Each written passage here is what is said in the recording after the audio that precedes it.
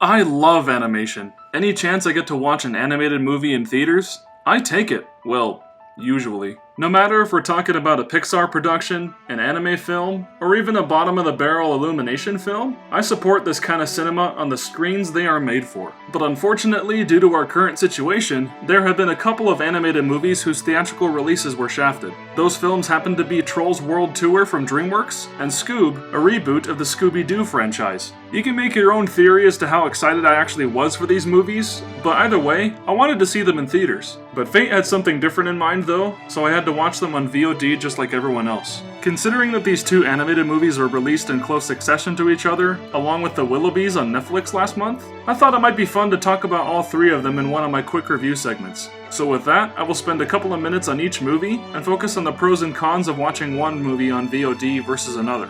We'll start things out with Trolls World Tour. Before going any further, I should make it clear that I was not a fan of the original Trolls movie. I recognize the artistic merit behind it, and also that it was made for an audience that I don't belong to. But the fact remains that I did not enjoy myself when I saw it back in 2016.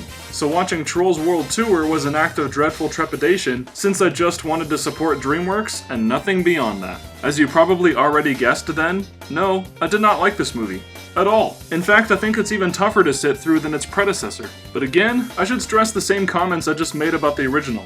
I am not part of the target demographic here, and I also think that the visuals are quite fun to look at. In terms of other animated movies based on toys, I think Trolls World Tour can be compared the most to the Lego Movie, if only in the sense that the art direction, character design, and environments are actually quite inspired. Just like how it was for the Lego Movie, this film has an extremely colorful style that just pops, and it also makes a surprising amount of sense for the world created for the story.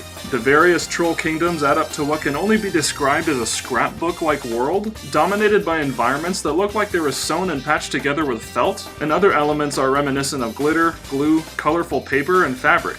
These visuals are indeed very nice to look at, but they're only part of the experience a movie should offer. My problem with the rest of Trolls World Tour is that the storytelling and performances are nowhere near the same level of creativity. The whole plot is structured around the message of accepting the differences between groups and being unified despite those cultural differences, which is a good message for kids to hear. It's even better that the message is carried over from the beginning to the end. But the thing is that this message will only really work depending on your investment in the characters and their journey. And for me, I did not care in the slightest. I've never liked these characters, and nothing they say or do in this movie changed that for me. The humor didn't work for me either, and every single time the characters would sing a cover of a popular song, which happens a lot, I would just think about how much I would want to listen to the original version.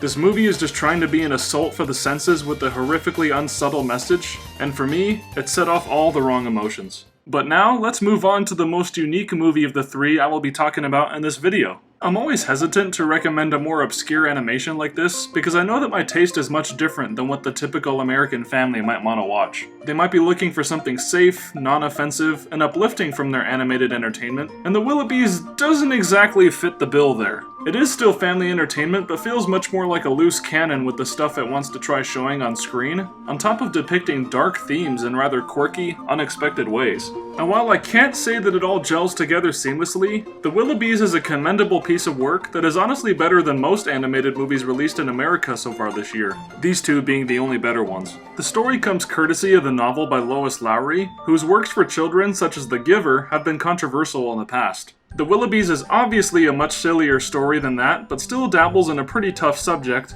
that being parental neglect. The parents of the four Willoughby children are so willfully ignorant of their kids' needs that you could probably find poverty-stricken kids with more food in their stomachs than the Willoughbys. Because of this, the movie focuses its attention on their efforts to get rid of their parents, and the misadventures that ensue as a result. What I don't think parents will appreciate about these misadventures is that the movie shows a lot of people suffering bodily harm, even death depicted quite blatantly on screen from time to time. These are played for humor, but they're not quite exaggerated enough to be hysterical, like the cartoonish violence you might see in a Looney Tunes or Simpsons episode, and sometimes it was just plain off-putting to me. Also, The Willoughbys juggles around its many subplots in a similar manner to the original Paddington movie, where the main conflict kind of gets shafted to the third act, while many different stories of varying tones tone and quality battle for attention in the first half. Still, despite these issues, the film does manage to be quite humorous, which is owed primarily to the fact that the people who made this cartoon did in fact make, well, a cartoon. The exaggerated character designs, stop-motion-like frame rate at which the characters move, and the situations of the story all feel like they belong in some hyperbolic universe, which is exactly how a quirky animated movie should feel.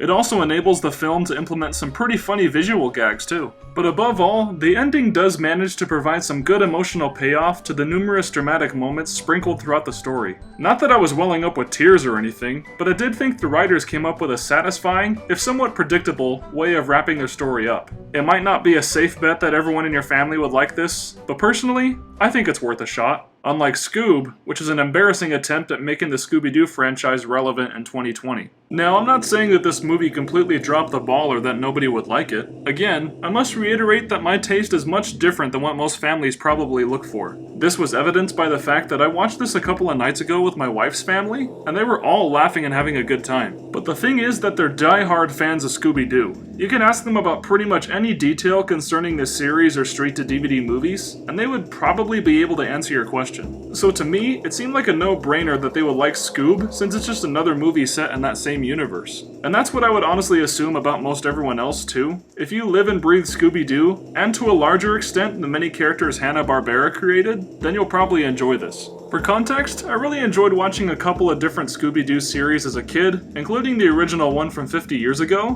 but I wouldn't exactly call myself a big fan, more so just a casual one. Even as a fanboy of franchises like Star Wars or The Legend of Zelda, I am more than willing to pick apart the iterations that I don't like, so it's easy for me to take a look at Scoob and point out what's wrong with it. And from my perspective, there are a lot of things. But for the sake of not making this video longer than it needs to be, I'll sum it up like this. Even though it may have a lot of little things that serious fans of this franchise may appreciate, that doesn't really account for most people. If the writers really wanted the admittedly fun opening 10 minutes to make us care about these characters, then they shouldn't have dropped all that setup for what ultimately becomes an incredibly dull, boring, and generic superhero story that just happens to feature shells of who the Mystery Gang members are supposed to be. The focus shifts entirely from being a nostalgic reboot of Scooby-Doo into a lame attempt to make Hanna-Barbera characters hip and marketable, in which they throw in a ton of already dated references to social media platforms, Harry Potter, and Netflix just to name a few things.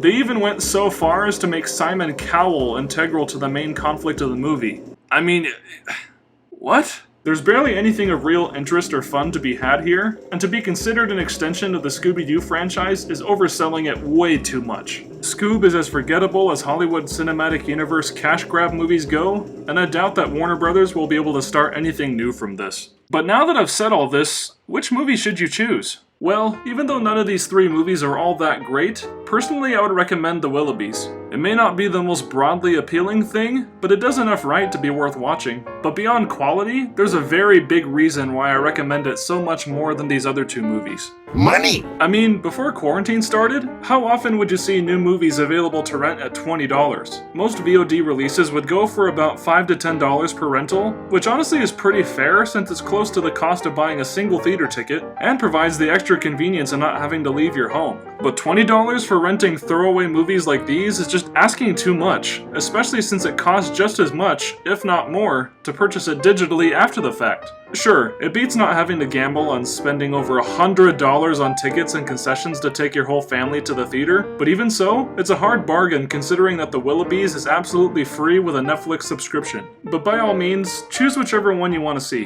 Heck, watch them all if you're curious. My point here is that time is a valuable thing, even now when most of us have more time than ever to stream the shows and movies we're interested in. I would hope that no matter what, you make the right decision for spending that precious time. Stay safe, stay healthy, and above all, have fun watching good wholesome fun with your family.